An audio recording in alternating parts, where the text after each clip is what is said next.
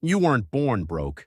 You were born into a species that spent 300,000 years never knowing what broke even meant.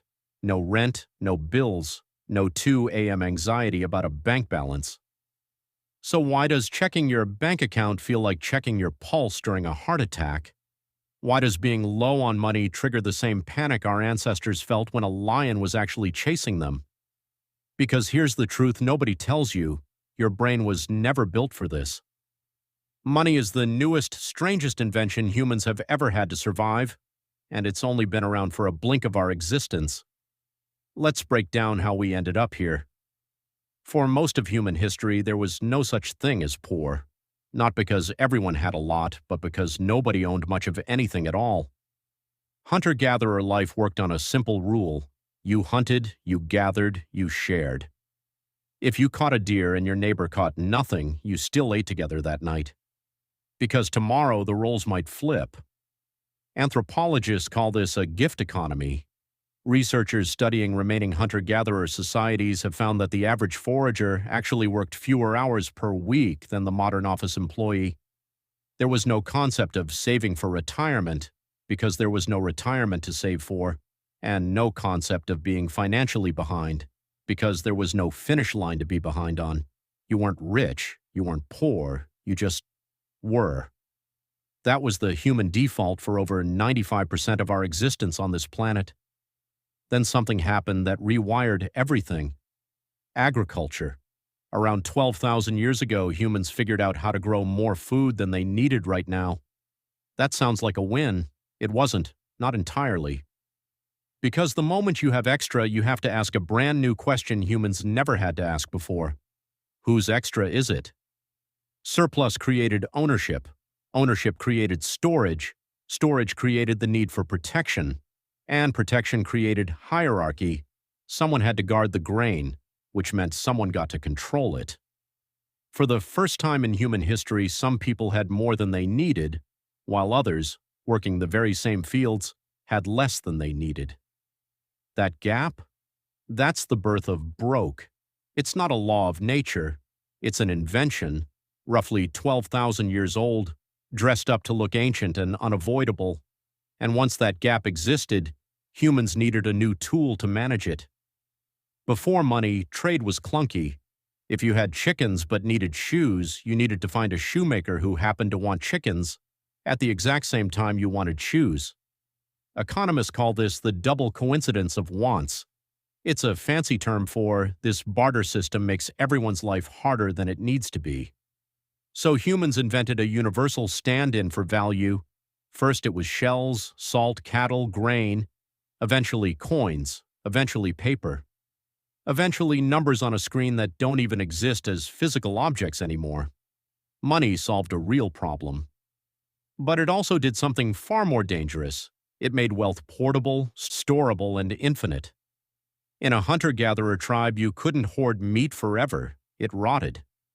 There was a natural ceiling on greed, but gold doesn't rot. Numbers in a bank account don't rot. For the first time, a human being could accumulate infinitely more than they could ever use in 100 lifetimes, while another human, working just as hard, had nothing.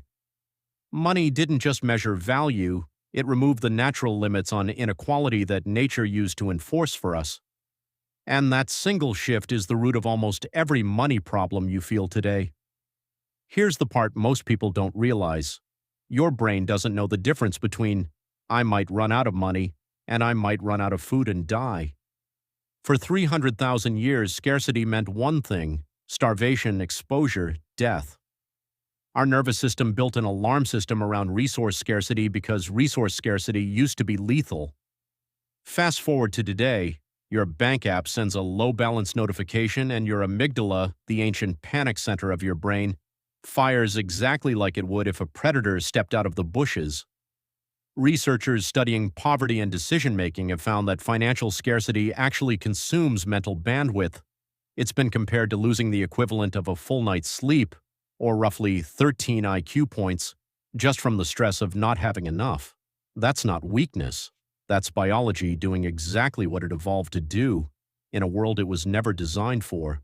You're not bad with money. You're a Stone Age brain trying to survive a spreadsheet. If scarcity used to be rare and temporary, today it's engineered to be constant. Modern economies don't run on enough, they run on more. Advertising exists to manufacture a feeling of lack you didn't have 5 minutes ago. Credit exists to let you spend money you don't have yet. Social media exists to show you 100 lives that look richer than yours every single day. Our ancestors compared themselves to maybe 150 people in their entire tribe.